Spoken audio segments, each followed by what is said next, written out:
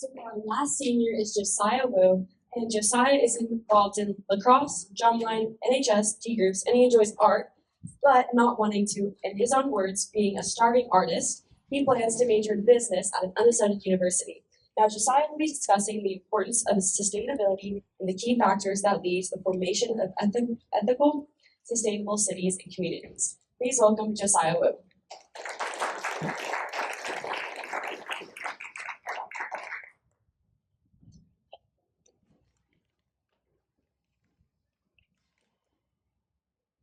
Cities, the hotbeds of cultural development. Every city has its own unique aesthetic, design, purpose. Every city has its own unique history. They all have historical landmarks that set them apart from other cities. Additionally, every city has its own culture, a vibrant varieties. Whether it's in mountainous terrains or coastal regions or both, cities provide us with images of marks that they make on the planet. Now, what I love about cities is that each city is an example of human and artistic expression of beauty. Are they not? Cities are examples of the best that humanity has to offer, innovation and human progress. Is that not what they're supposed to be? The truth is, cities present us with a two-sided coin, where on one hand, they are beautiful, they are innovative and very necessary to human progress. But on the other, they create extreme pollution and trash and spread of diseases. I'm not here to talk about what cities have become, but rather what cities should strive to be. And that is to be sustainable, and that is to be a vital part of human development and sustainability. Hello, my name is Josiah Wu, and I will be presenting on how to build an ethically sustainable city. Now, firstly, we must look at what is sustainability. Now, sustainability is defined by the United Nations as meeting the needs of today without compromising the needs for future generations. How well are we doing at this? One way we can tell is by looking at our ecological footprint. Now, ecological footprint is a measurement of how much area and natural resources are needed to replenish the earth according to our human needs and economies. As of right now, 2024, scientists predict or say that it would take 1.75 Earths to replenish the resources at the rate that we are using them currently. We do not have access to 1.75 Earths. Therefore, we are using the next generation's resources now. But it gets worse. In 2050, they predict that we will need 3 Earths. Again, we do not have 3 Earths. Additionally, they predict that as of 2050, 200 million people will be displaced from their homes due to climate change. Now, this is mostly in the coastal regions due to rising sea levels. But if you think about it, that's nearly 2/3 of the US population.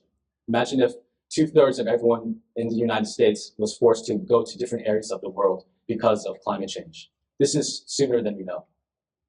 Clearly, sustainability is very important, and I spent my junior year researching the main factors of sustainability, what is needed for these cities. The first of them being environmental, then we have infrastructural and social factors. Now, number one, we have the environment.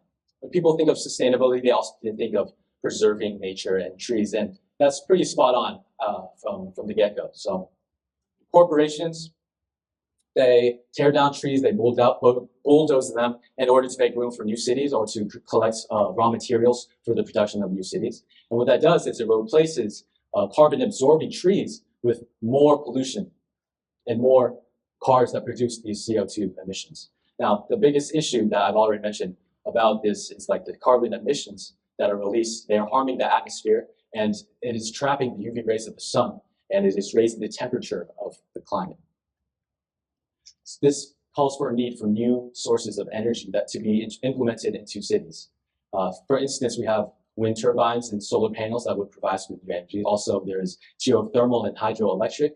And as referencing Nate Sun's presentation, we are on the doorstep of using fusion energy. I hope that is the reality sooner rather than later. That leads me to my next point of how would these new renewable energy sources be used within cities? And we can find that within the infrastructure. So look at this example of 2 different cities. Now, the one on the left shows endless lanes of concrete and asphalt, crowded with people waiting for hours every single day to get home from work.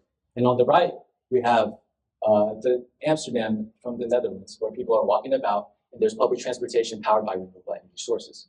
If you haven't guessed, the one on the left is Houston. That's the reality many people have every single day driving home from work and school.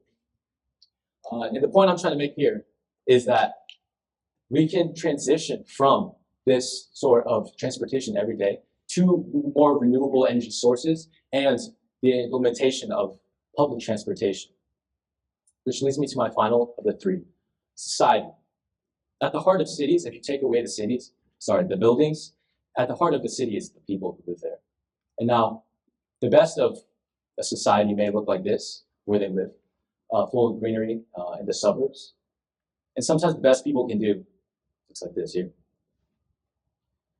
And sometimes these two realities are but a glimpse away from each other over an unspoken yet very visible border of disparity. Now, we cannot talk about sustainability, we cannot talk about preserving the planet if we forget the value of every human precious life. Now, the truth is, we have to address these disparities now.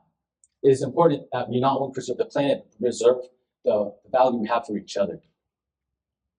When I think about sustainability, I want to leave you with the question of what legacy do we want to leave for the next generations? Where will we be known as a generation that stood by and watched and then took action, only to find out that it was too late to do anything about it? Or will we be the generation that begins the sort of process of preserving the planet and preparing it for the next generations to come? Thank you for listening to my presentation. That's it.